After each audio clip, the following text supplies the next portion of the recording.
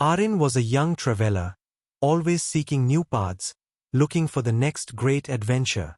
He lived in a vibrant city, full of people, energy, and opportunity. But despite the bustle around him, Arin often felt disconnected, like he was walking alone on a long, winding road. The dream of something big, something that would give his life meaning, drove him. But it also made him feel stuck. Every time he faced a challenge or a failure, he felt like he was losing ground. When his peers seemed to race ahead, earning praise, finding success, and making connections, Arin struggled to keep up. He had a vision of greatness, but the path was unclear. One day, while wandering through the forest near the city, Arin stumbled upon an old, weathered compass. Its needle didn't point north, it pointed in random directions. Curiosity piqued, Arin picked it up, unsure if it would help him find his way or just add to his confusion. But something in him felt it was a sign, so he decided to follow its lead.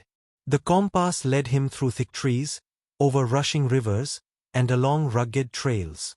With each step, Arin felt his energy drain.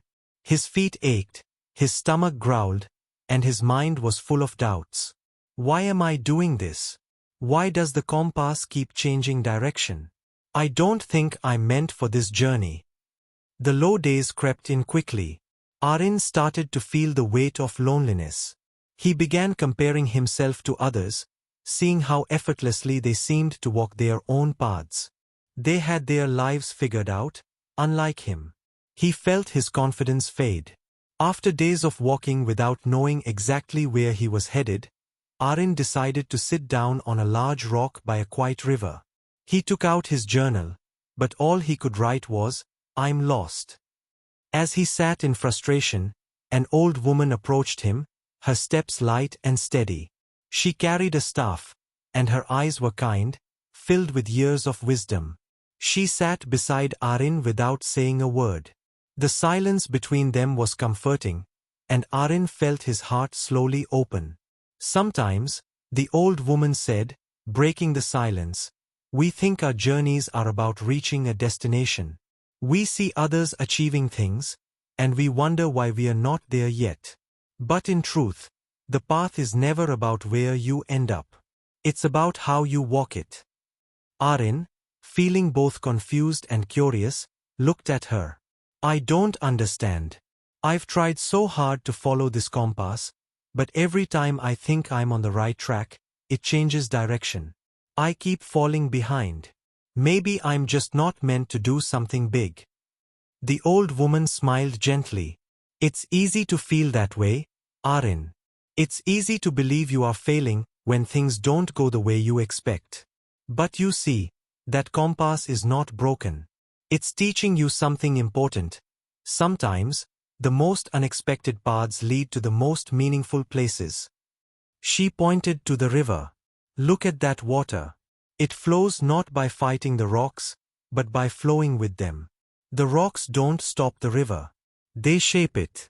Your struggles, your low days, they are shaping you, giving you strength, wisdom, and understanding. Arin looked at the river and then back at the old woman. But it's hard, he whispered. I feel like I'm always chasing something. I want to be like others, to succeed, to have a clear path. I keep getting lost, and I feel like I'm wasting time. The old woman nodded. What if I told you that the feeling of being lost is actually a sign that you are growing? It's only in the dark that the stars shine the brightest. It's when you feel alone that you begin to understand yourself.